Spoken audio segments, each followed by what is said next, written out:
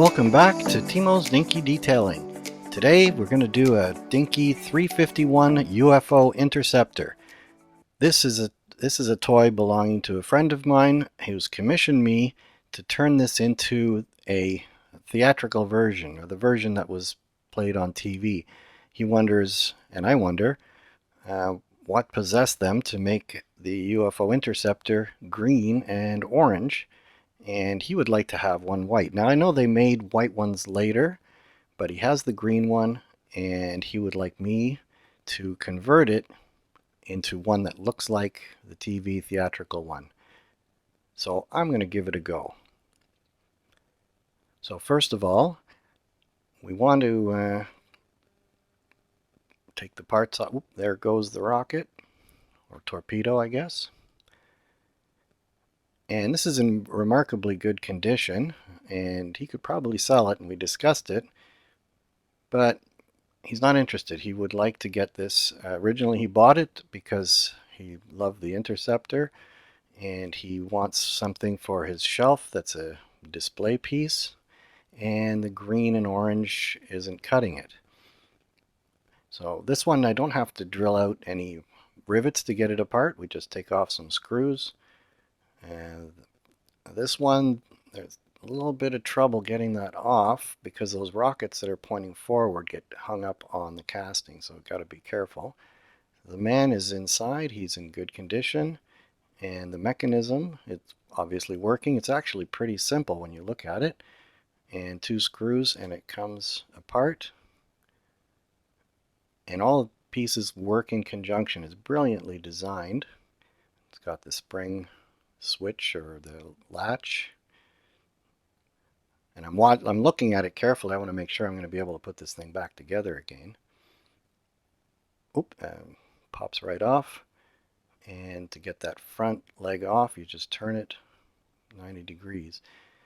Now the plan is to print or to copy these on the computer and then 3D print them, because these are kind of a soft plastic, and I'm concerned that they won't hold the paint very well. Now these are splayed out, and this is a common thing with these. So I'm just melting the plastic a tiny bit and bending it back so that it's going to sit nice and level and proper. And I think these things just get splayed out because they're played with heavily, or maybe over time they settle.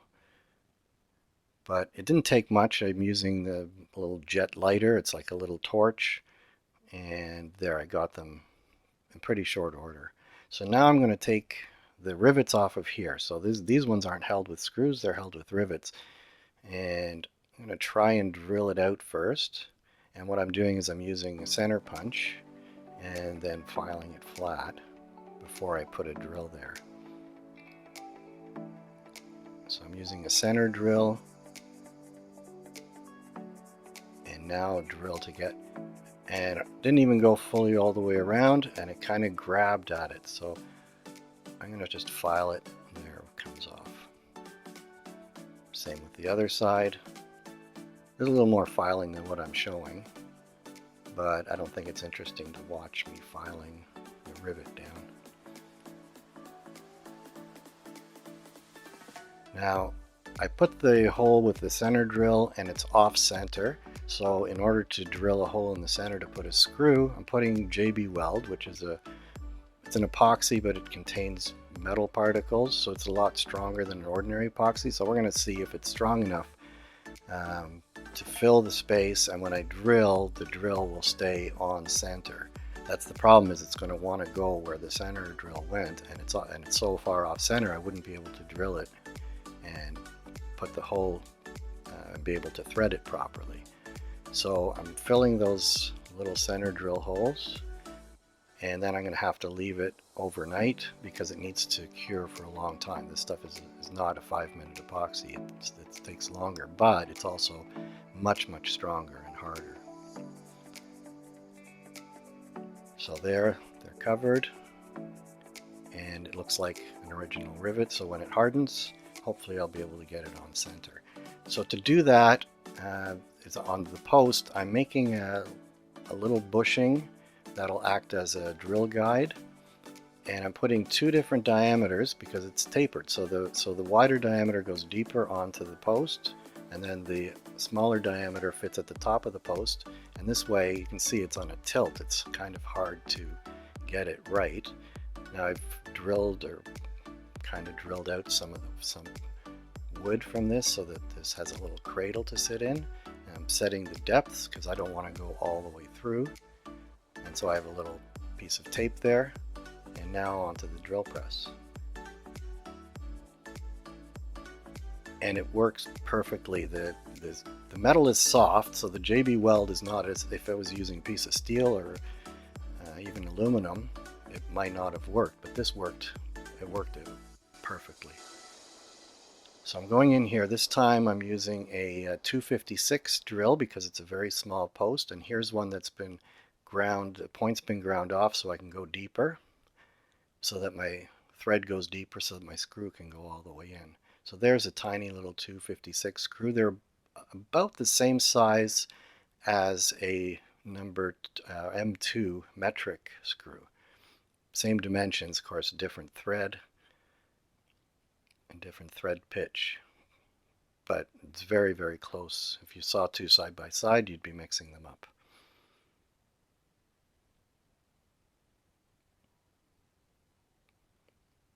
So I put those in so as I paint the model, they get the paint of the body color. Now there's some flashing on the castings that they left there. They're not bad, but I figure I'm in there. I might as well clean it up because I'm going to be painting this. Now you notice I'm not stripping the paint. That's because it's in such good condition. It saves me from having to prime it. So what I'll do is clean off all those imperfections with the file, and then I'm going to rough up the paint with wet sanding. First I got to get these stickers off. It's funny, the one sticker is faded, this one's very faded, and the one on the other side is quite orangey, reddish. I don't know if this thing was sitting in a display somewhere and the light was shining on the one side. See, this one's much, much darker. Of course, I feel bad doing this. I'm sure people think I'm a heretic because the model is in such good condition. You could sell for $150, I don't know. I see them for $300 in that condition. So, don't want to lose this sticker, so I'll put it on my toolbox. So now I'm going to rough up the paint a little bit so that it'll take the color, and I'm just using a wet sandpaper. It's the micro mesh paper that you might have seen me using before, and into the spray booth, and I put some primer on it.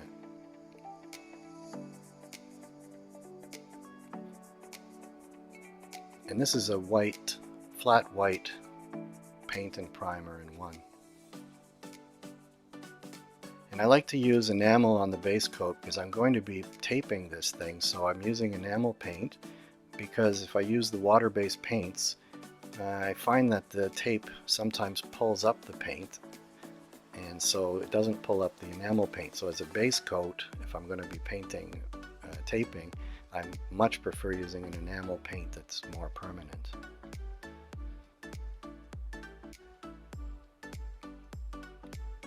So here I start taping.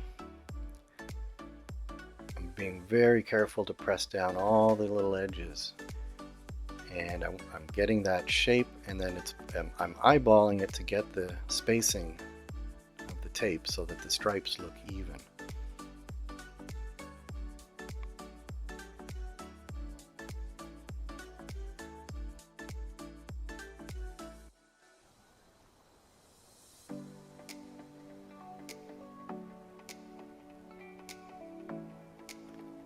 So it's a painstaking process, and this is just the edges. Once the edges of the actual lines are done, and there's lines at the back and on the sides.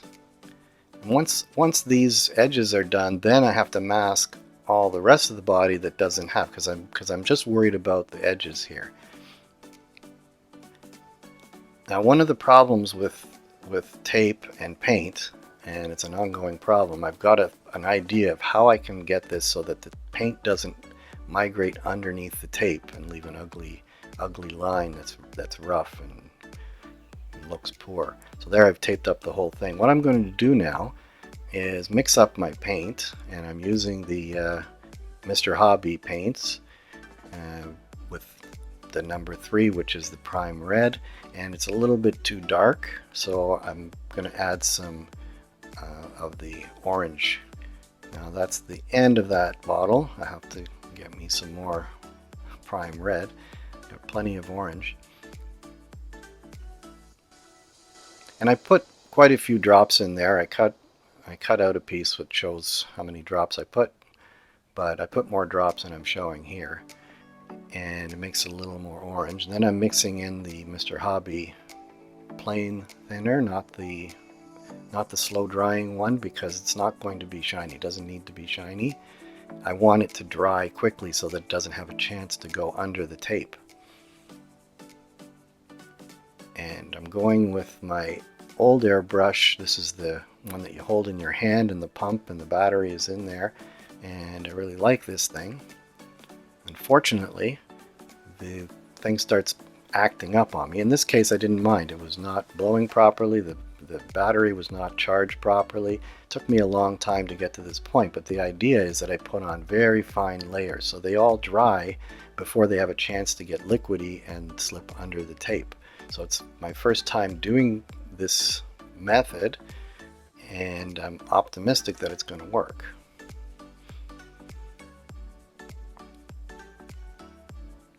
So now we're going to find out. That's making me feel good.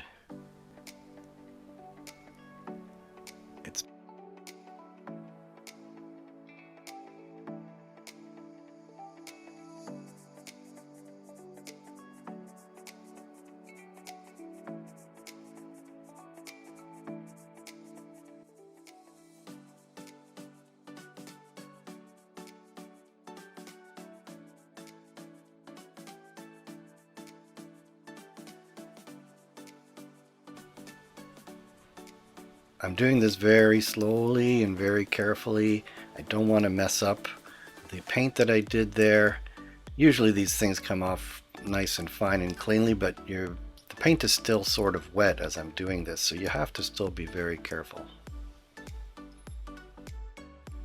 You really need to use a lot of patience when you're doing something like this part of building a model. This is very enjoyable because it worked so perfectly.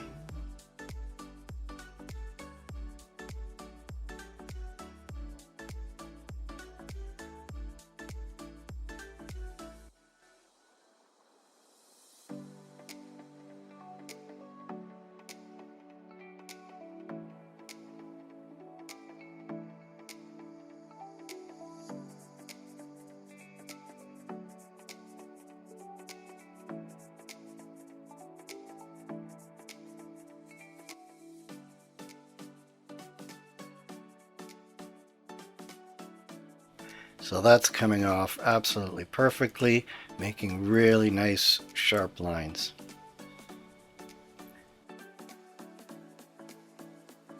And there we have it, perfect lines.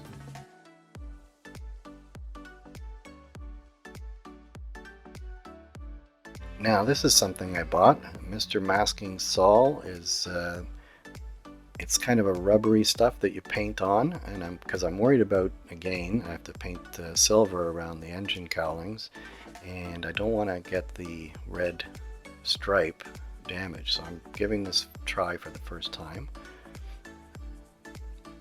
And then tape going over top so that the silver cowling won't spread onto the white. So this is first time using this stuff, so I'm hoping that this will be another way of preventing, because that red is the aqueous paint and I don't want the tape to pull it off. So this, I'm using the metallic silver spray, to make the color of the cowling.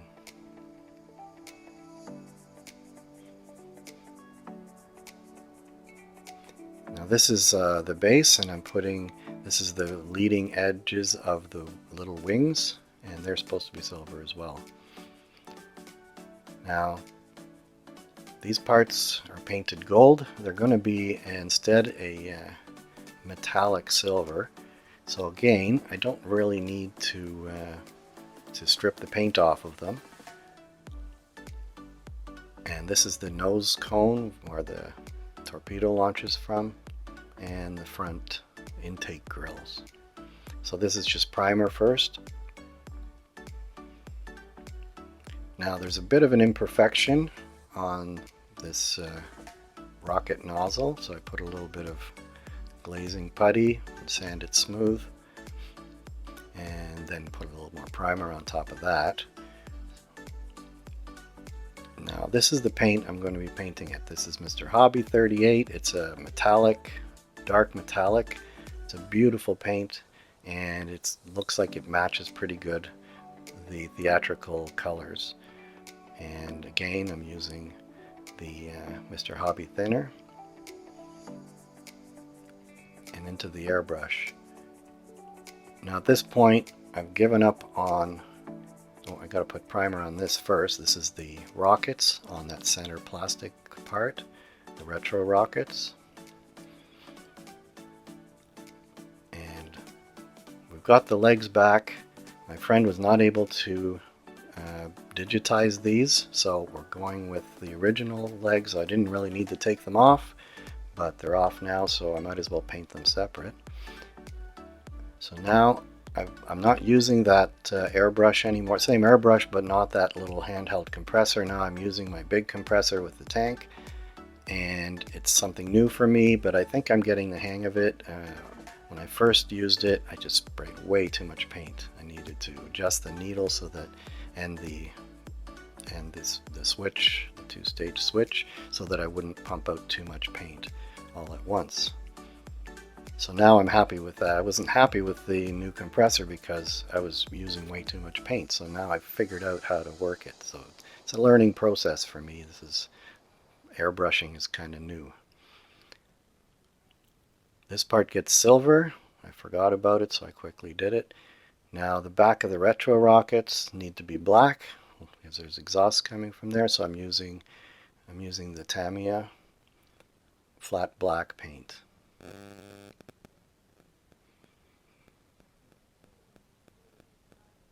I use this tiny brush. This is a Tamiya brush. It's an expensive little brush, but it lets me get in to the small areas. And now I'm going to leave a little bit of the silver, so when you look into the main rocket engine, you'll see a little bit of that silver. I don't want it all silver. I want it to look like there's a frame and then there's the black part. So I'll leave the frame with that chrome, plastic chrome. And if anybody looks down into the business end of the rocket engine, they're going to see at least the frame showing. Now to the rocket, I'm trying out this Mr. Hobby base coat.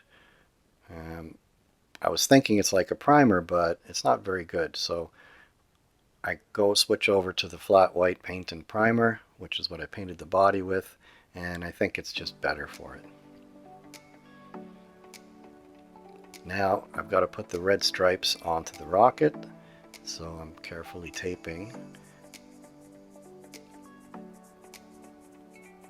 And I'm getting it, so trying to get it so that it's on there so that the line is in line with the rocket, and then each side has a stripe, so they need to look like they're centered properly. And then I'm using the Tamiya masking tape for the other end. I use the big masking tape. It's just plain painter's masking tape, not the fancy. Well, it is fancy. It's 3M because I don't want to use a cheap masking tape. And I was able to cut that top piece to the exact shape all in one piece. So now I go with the red paint. I mixed up another batch of it. And I took my time, so you can see I jumped ahead. It took a long time to paint that because, again, I didn't want the paint to spread underneath the tape. So once again, that worked brilliantly.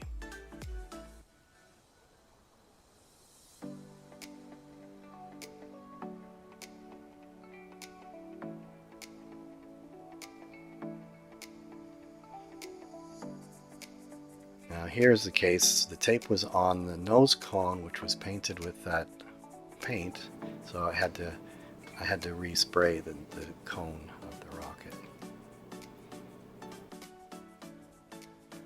Now I've got water slides. I printed these water slides onto the water slide paper, and they're tiny little things, so it's really tricky to get them lined up. But I printed extra ones, but in fact all of the ones that I put on worked the first time. I used to do this with the plastic models when I was a child, so I still remember how to do it. So I put it on, you get it aligned, and then you dry it off with a little cotton bud.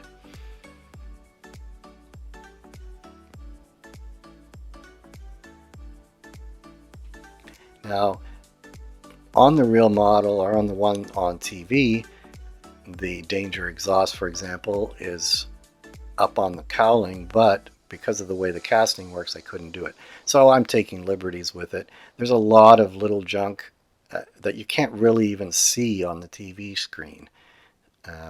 Little things. It's like a fighter aircraft would have all these little descriptions and things to tell people what to watch out for and where the fuel goes in.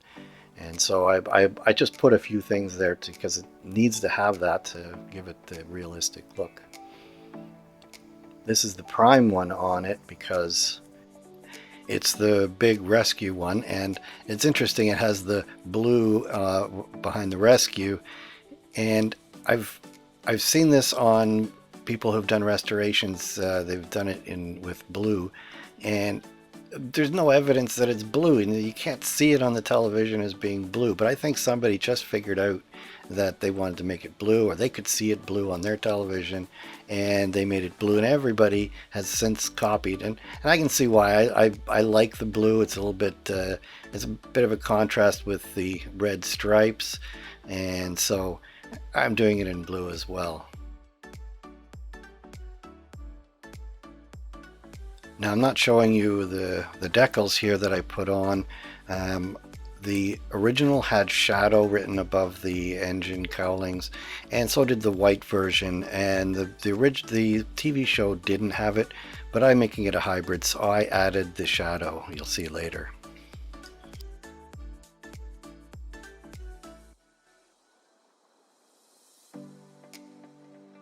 So now everything is painted, everything is ready to reassemble, and I'll get those screws out. You can see they've been painted white in the process of painting the whole body.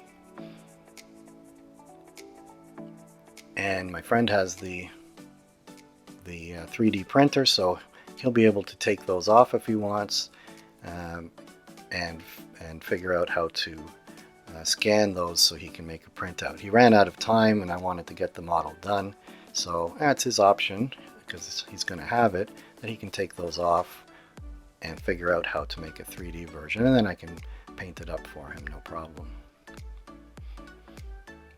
So now we got to get the mechanism back together for launching the rocket, and all these pieces kind of work in unison. And this is very clever too. That crossbar has a little pin that sticks down, and it stops you from taking that ski off the front. So there's the little launch pusher, and here's the spring. And this is a tricky thing. I had to try this a couple times because that launch switch has a little pin that sticks up, and it pivots between that capping plate and the body. So it's kind of, you need to have 3 or 4 hands to do this, like, easily.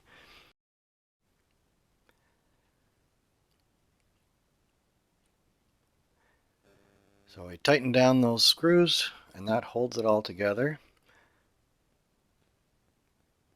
from there, we'll be ready to put the top on, or put this onto the top, I suppose.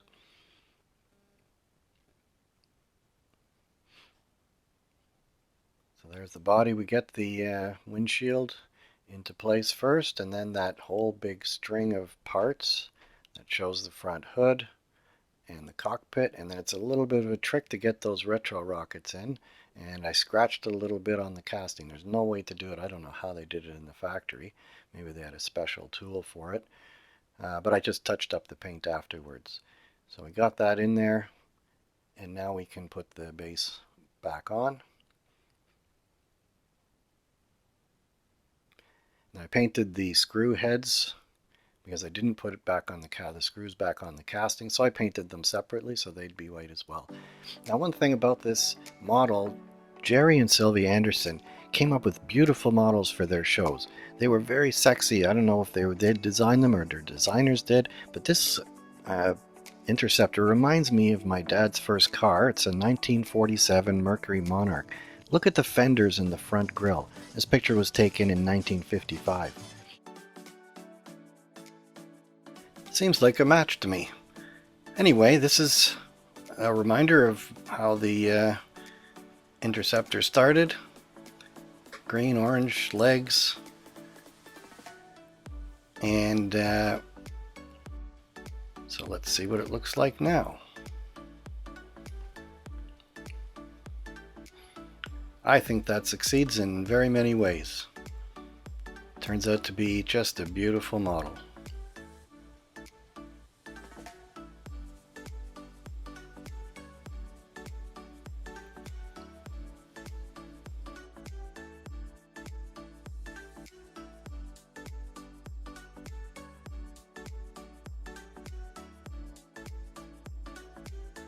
So I hope you enjoyed this episode of Timo's Dinky Detailing. Remember to like, share, and subscribe. And until next time, be seeing you.